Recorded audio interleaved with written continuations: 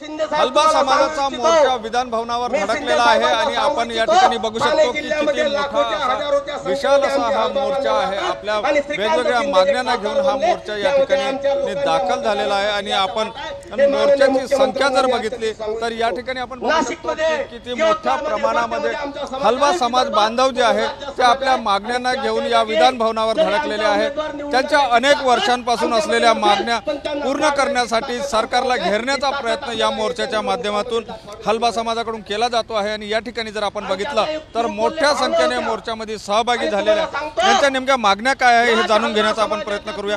ताई, काय नेमक्या मागण्यांना घेऊन तुम्ही मोर्चा? आमचा हलबा समाज हा आमच्या घटनादत्त अधिकारासाठी इथे आलेला आहे।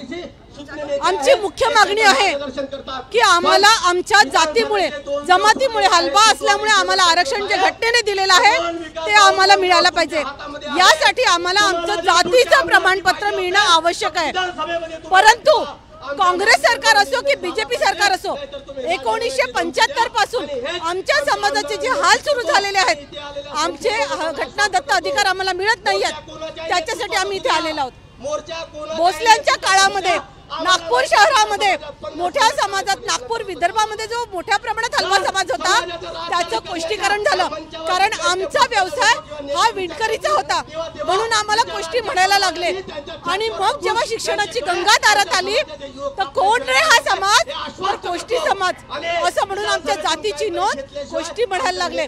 परंतु मुळात आमचा धंदा विणकरीचा आहे म्हणून आम्हाला कोष्टी म्हणतात, पण आम्ही हलबा आहोत। म्हणून आमची मुख्य मागणी ही आहे, ही आमची मुख्य मागणी आहे। एक प्रश्न असा उपस्थित होतो की गेल्या अनेक वर्षांपासून तुम्ही आपल्या मागण्या रेटताना दिसते, वारंवार तुमचे दरवर्षी तुमचा विधान पण मागण्या पूर्ण होताना दिसत नाही। आता नेमकी काय स्टेट? आमच्या मागण्या होत नाही हे खरं आहे, परंतु आज परिस्थिती अशी आहे की आज जर सरकारने आमच्या मागण्या ऐकल्या नाही तर सरकार बनणारच नाही। बीजेपी सरकार टिकणारही नाही, पुढची सरकार बनू पण शकणार नाही।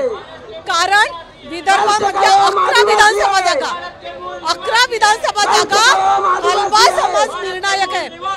1-2 हजारांनी यावेळेला आमदार पडतील तर 11 विधानसभा आम्ही पाडू आणि 33 अन्यायग्रस्त जमाती म्हणजे 60 विधानसभा जागा अख्ख्या महाराष्ट्रात राहतील। जर या 60 विधानसभा जागा जर बीजेपीच्या पडल्या तर कुठे राहील तुमची सरकार? आज 3 पायाची खुर्ची आहे, उद्या 12 पायाची खुर्ची झाली तरी सरकार बनणार नाही। नक्कीच या ठिकाणी आपण बघू शकतो की आक्रोश जो आहे तो किती मोठ्या प्रमाणामध्ये आहे। आमच्या मागण्या जर पूर्ण झाल्या नाही तर सरकार टिकणार नाही, पुढचं सरकार येणार नाही असा इशारा या मोर्चाकडून देण्यात येत आहे। Cameraman size Sunil Dhage, TV Marathi, Nagpur.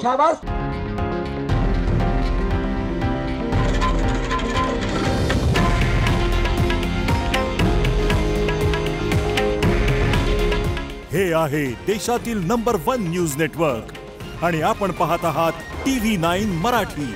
काळजी तुमची, हित महाराष्ट्राचं।